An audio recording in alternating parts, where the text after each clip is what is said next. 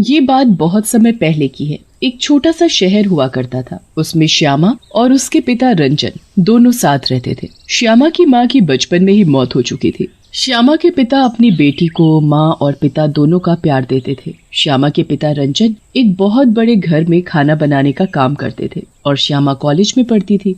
श्यामा के पिता अपनी बेटी को पढ़ा लिखा कर टीचर बनाना चाहते थे। जिस जगह श्यामा के पिता रंजन काम करते थे, वहाँ हर महीने अपनी तनख्वाह में से कुछ पैसे अपने मालिक देवराज को जमा करा देते थे, जिससे कि वे जरूरत पड़ने पर उनसे ले सके। महीने की पहली तारीख थी। ये लो रंजन, तुम्हारी तनख्वाह के पैसे। मालिक, आपको पता है ना, मेरी तनख्वाह में से पैसे आपको बैंक में जमा करने हैं। हाँ हाँ, जमा कर दिए। तुम चिंता मत करो, मैंने तुम्हारे पैसे बैंक में जमा कर दिए हैं। जब भी तुम्हें जरूरत पड़े तो तुम अपने पैसे बेझिझक मांग लेना। एक दिन की बात है। श्यामा के पिता रंजन देवराज के घर खाना बना रहे थे। तभी अचानक से उनके सीने में दर्द उठता है। मर गया रे, बचाओ बचाओ, कोई बचाओ। तभी रंजन की आवाज सुनकर काम कर रहे और भी नौकर उन्हें अस्पताल पहुंचाते हैं। उन्हें दिल का दौरा पड़ा था। श्यामा को जब ये खबर मिलती है, वो तुरंत अस्पताल पहुंच जाती है। पिताजी, ये आपको क्या हो गया? पापा, ये सब कैसे हो गया? आप चिंता मत करो, मैं आपको कुछ नहीं होने दूंगी। तभी डॉक्टर बताते हैं। देखिए, आपके पिताजी की हालत बहुत नाजुक है। अगर समय से तुम्हारे पिता का ऑपरेशन नहीं किया गया तो उनकी जान को खतरा हो सकता है। उनका समय से इलाज होना बेहद जरूरी है। नहीं नहीं, मैं अपने पिताजी को कुछ नहीं होने दूंगी। ठीक है डॉक्टर साहब, आप इलाज शुरू कीजिए। देखिए, ऑपरेशन में 2 लाख रुपए लगेंगे। आप पैसों का इंतजाम जल्दी से जल्दी कर दीजिए, जिससे कि हम आपके पिताजी का इलाज समय से कर सकें। श्यामा सोचने लगती है, इतने सारे पैसे कहाँ से आएंगे जिससे कि पिताजी का इलाज हो सके। तभी अचानक से उसे याद आता है, अरे हाँ, पिताजी हर महीने अपनी तनख्वाह में से कुछ रुपए कटवाते थे कि जरूरत पड़ने पर वो उन्हें इस्तेमाल कर सके। श्यामा सीधे अपने पिता के मालिक के पास जाती है, जहाँ रंजन काम करता था। अंकल, वो पिताजी को हार्ट अटैक आया है और उनका ऑपरेशन करना बहुत जरूरी है। अगर उनका समय से इलाज शुरू नहीं हुआ तो उनकी जान को खतरा हो सकता है। मैं आपसे उनके जमा किए हुए पैसे लेने आई हूँ, जिन्हें पिताजी ने हर महीने अपनी तनख्वाह से आपको जमा करने के लिए दिए थे। वो मैं लेने आई हूँ। लेकिन अभी मेरे पास पैसे नहीं हैं। वो तो उन्हें बैंक में ही जमा करा दिया करता था। अंकल, पिताजी का ऑपरेशन करना बहुत जरूरी है, नहीं तो उनकी जान भी जा सकती है। देखो, मैं कुछ नहीं कर सकता। जब कल बैंक खुलेगा तब तुम पैसे आकर ले जाना। श्यामा वापस अस्पताल आ जाती है। इधर श्यामा के पिता की हालत बिगड़ती जा रही थी। ये देख श्यामा परेशान हो जाती है। मैं अपने पिताजी को कुछ नहीं होने दूंगी। इसी तरह पूरी रात निकल जाती है और जैसे ही सुबह होती है, श्यामा अपने पिता के मालिक देवराज के पास पैसे लेने पहुंच जाती है। अंकल, आप मुझे जल्दी से पैसे दे दीजिए, जिससे कि जल्द से जल्द उनका ऑपरेशन हो सके। देखो, अकाउंट में कुछ प्रॉब्लम आ रही है, जिसकी वजह से पैसे नहीं मिल सकते। तुम एक काम करो, कल लाकर पैसे ले जाना। श्यामा उदास मन से वहाँ से रोती हुई अस्पताल पहुँच जाती है और जब वो अस्पताल पहुँचती है तो उसके पिता की मौत हो चुकी होती है। नहीं पिताजी, आप मुझे छोड़कर नहीं जा सकते। श्यामा का उसके पिता के अलावा कोई नहीं था। श्यामा अपने पिताजी का अकेले ही अंतिम संस्कार करती है। वो अपने पिता की चिता के पास अकेली बैठी रो रही थी। पिताजी, आप मुझे छोड़कर चले गए, अब मैं भी जीकर क्या करूंगी? इस दुनिया में आपके सिवा मेरा था ही कौन? श्यामा को अपने पिता की चिता के पास बैठे बैठे सुबह से शाम हो गई थी। वो अब भी वहाँ बैठी रो रही थी। फिर कुछ देर बाद रात भी हो जाती है, पर श्यामा अपने पिता की चिता के पास से टस से मस नहीं हो रही थी और भूखी प्यासी कई दिनों तक वहीं बैठी रहती है और अपना दम तोड़ देती है। फिर मरने के साथ ही श्यामा चुड़ैल बन जाती है। तुम लोगों की वजह से मेरे पिता की जान चली गई, अब मैं तुम लोगों को नहीं छोड़ूंगी। फिर चुड़ैल सीधा अपने पिता के मालिक देवराज के घर पहुंचती है तो देखती है कि देवराज और उसकी पत्नी बड़े खुश नजर आ रहे हैं।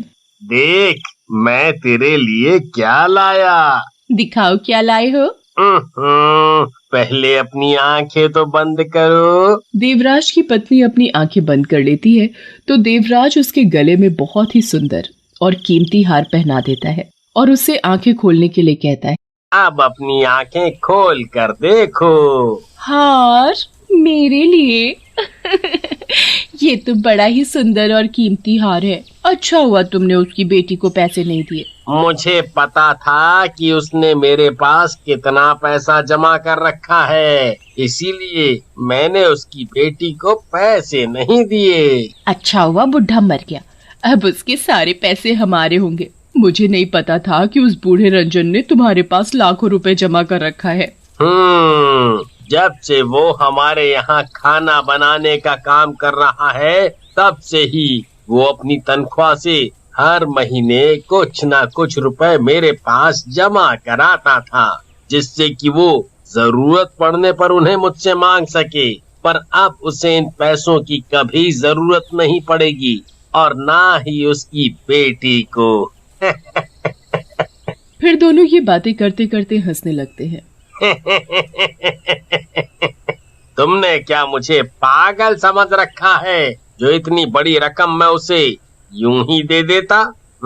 अब ना तो रंजन जिंदा बचा और ना ही उसकी बेटी। अच्छा हुआ दोनों मर गए। हरामखोरो, मेरे पिता के पैसों पर ऐश कर रहे हो। ये मेरे पिता की मेहनत के पैसे हैं और इन पैसों पर सिर्फ मेरा और मेरे पिताजी का हक है, और ये हक मैं तुम जैसे कमीनों को नहीं लेने दूंगी। तभी रंजन का मालिक अपनी पत्नी से कहता है, कल तुम्हारे लिए एक और सरप्राइज है। सरप्राइज? बताओ ना क्या सरप्राइज है। सब्र रखो मेरी जान, बस कल तुम्हें खुद पता चल जाएगा। चुड़ैल मालिक और मालकिन की बातें सुनकर आग बबूला हो जाती है। सरप्राइज? सरप्राइज तो कल मैं तुम्हें दूंगी, अब देखना मैं तुम्हारा क्या हाल करती हूँ। अब जल्दी से खाना खिला दो, बड़ी जोरों की भूख लगी है, और खाने में बादाम की खीर जरूर बनाना।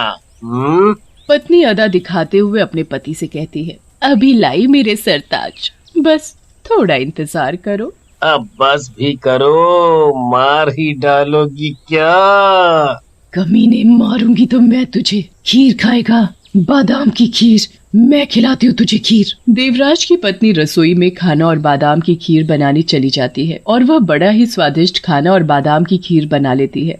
और जब खाना बनकर तैयार हो जाता है तो वो अपने पति को खाना परोस देती है। फिर जैसे ही वो खीर खाने लगता है तो वो बड़ी बुरी तरह चिल्लाता है, खून! ये खीर नहीं, खून है। खून?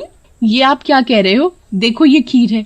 चुड़ैल अपने जादू से खीर को खून में बदल देती है, जो सिर्फ देवराज को ही दिखाई दे रही थी। मैंने अभी अपनी आंखों से देखा है कि ये खीर नहीं, खून है।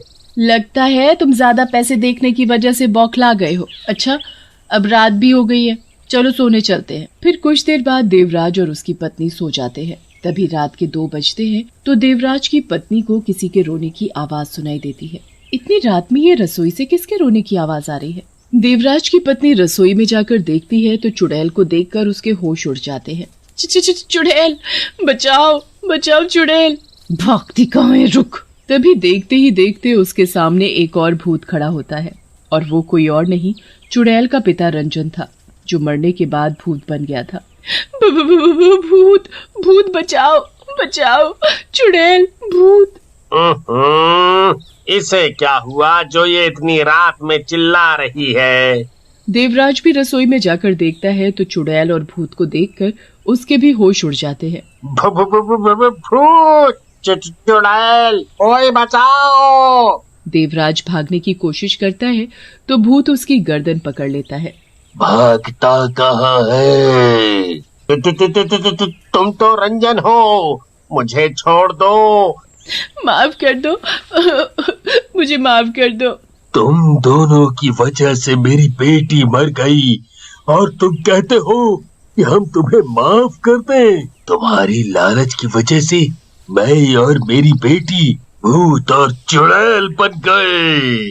तभी चुड़ैल गैस जलाती है और देवराज की पत्नी का सिर आग में जला देती है। बचाओ बचाओ, कोई बचाओ। देवराज की पत्नी बुरी तरह से चीखने लगती है और जलकर मर जाती है। फिर भूत भी देवराज की गर्दन को उसी आग में झोंक देता है। बचाओ बचाओ! और वो एक अदृश्य शक्ति के साथ गायब हो जाते हैं।